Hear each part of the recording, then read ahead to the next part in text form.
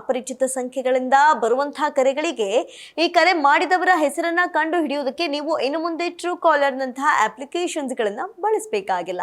ಅದು ಕರೆ ಮಾಡಿದವರನ್ನ ಗುರುತಿಸುವುದನ್ನ ಸುಲಭಗೊಳಿಸುತ್ತೆ. True collars ನಂತಹ ಅಪ್ಲಿಕೇಶನ್ಗಳು ಡೇಟಾವನ್ನ ಅವಲಂಬಿಸಿದೆ. ಆದ್ರೆ CNAP ಕರೆ ಮಾಡಿದವರ ಆಧಾರ್ ಲಿಂಕ್ ಮಾಡಲಾದ ಹೆಸರನ್ನ ಸಂಖ್ಯೆಯ ಜೊತೆಗೆ ಪ್ರದರ್ಶಿಸುತ್ತೆ. ವಂಚಿತರಿಂದ ದೂರ ಉಳಿಯೋದಕ್ಕೆ ಸಾಧ್ಯವಾಗುತ್ತೆ. ಇದು ಜನರಿಗೆ ಯಾವ ರೀತಿ ಪರಿಣಾಮ ಬೀರುತ್ತೆ ಅನ್ನೋದನ್ನ ಇನ್ನಷ್ಟೇ ಕಾದು ನೋಡ್ಬೇಕು. ನಮಸ್ಕಾರ, ನೀವು ನೋಡ್ತಾ ಇದ್ದೀರಾ ಸ್ಪೀಡ್ ಪ್ಲಸ್ ಕರ್ನಾಟಕ. ನಾನು ಅಮೃತ ಶ್ರೀಕಂಠ. ಇತ್ತೀಚಿನ ದಿನಗಳಲ್ಲಿ ಅಪರಿಚಿತ ನಂಬರ್ಗಳಿಂದ ಕರೆಗಳು ಬಂದ್ರೆ ಟ್ರೂ ಕಾಲರ್ ಮುಖೇನ ಕಂಡು ಹಿಡಿಯಬಹುದಾಗಿತ್ತು. ಆದ್ರೆ ಸರ್ಕಾರ ಇದನ್ನ ಮೀರಿದ ಒಂದು ತಂತ್ರವನ್ನ ಕಂಡು ಹಿಡಿತಾ ಇದೆ.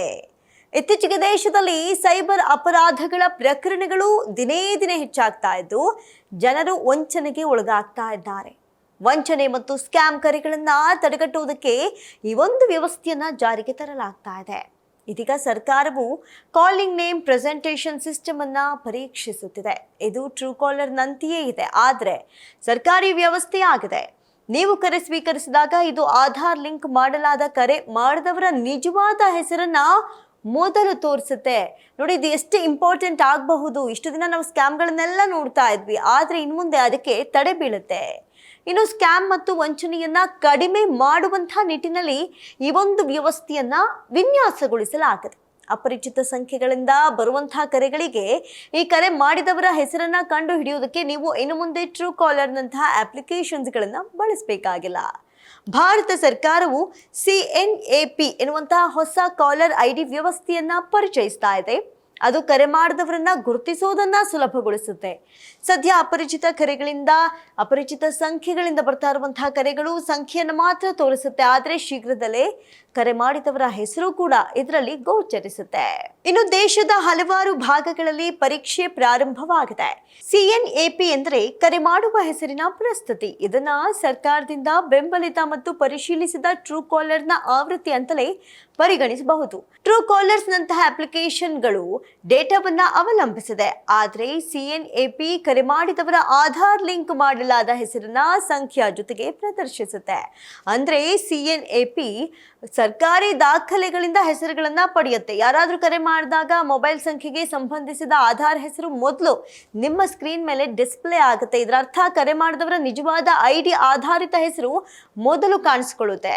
ಇನ್ನು ನಿಮ್ಮ ಕಸ್ಟಮ್ ಲೇಬಲ್ ಮುಂದೆ ಕಾಣಿಸಿಕೊಳ್ಳುತ್ತೆ. CNAP ಪೋರ್ಟಲ್ ಅನ್ನ ಕಳೆದ ತಿಂಗಳು ಅನುಮೋದಿಸಲಾಯಿತು ಮತ್ತು ಟೆಲಿಕಾಂ ಕಂಪನಿಗಳು ಈಗ ಅದನ್ನ ಬಳಸೋದಕ್ಕೆ ಈಗಾಗಲೇ ಪ್ರಾರಂಭಿಸಿವೆ.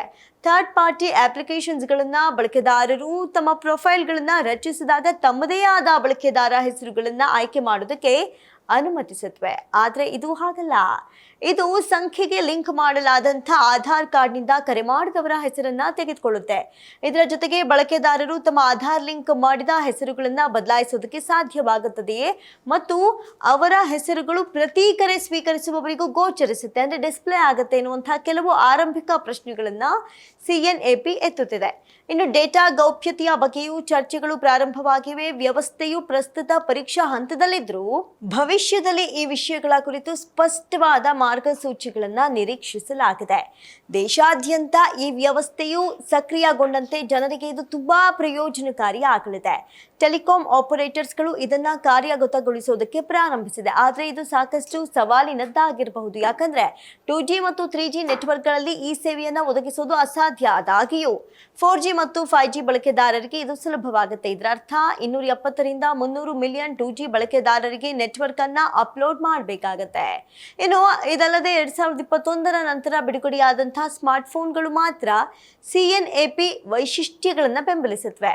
4G ಮತ್ತು 5Gಗಳಲ್ಲಿ CNAP ಅನ್ನುವಂತಹ ಕಾರ್ಯಗತಗೊಳಿಸೋದಕ್ಕೆ ಕೆಲ ಸಮಯ ತೆಗೆದುಕೊಳ್ಳಬಹುದು. ಒಟ್ಟಾರೆ ಈ ವ್ಯವಸ್ಥೆಯಿಂದ ವಂಚಿತರಿಂದ ದೂರ ಉಳಿಯೋದಕ್ಕೆ ಸಾಧ್ಯವಾಗುತ್ತೆ. ಇದು ಜನರಿಗೆ ಯಾವ ರೀತಿ ಪರಿಣಾಮ ಬೀರುತ್ತೆ ಅನ್ನೋದನ್ನ ಇನ್ನಷ್ಟೇ ಕಾದು ನೋಡ್ಬೇಕು. ಒಟ್ಟಾರೆ ಜನರಿಗೆ ಯಾವುದೇ ತೊಂದರೆ ಆಗದೆ ಇದ್ರೆ ಸಾಕು ಅಂತ ಹೇಳ್ತಾ ಇವತ್ತಿನ ವಿಶೇಷ ಕಾರ್ಯಕ್ರಮವನ್ನು ಮುಗಿಸ್ತಾ ಇದೀವಿ. ನೋಡ್ತಾ ಇರಿ ಸ್ಪೀಡ್ ಪ್ಲಸ್ ಕರ್ನಾಟಕ, ನಿಮ್ಮಿಂದ ನಿಮಗಾಗಿ ನಿಮಗೋಸ್ಕರ.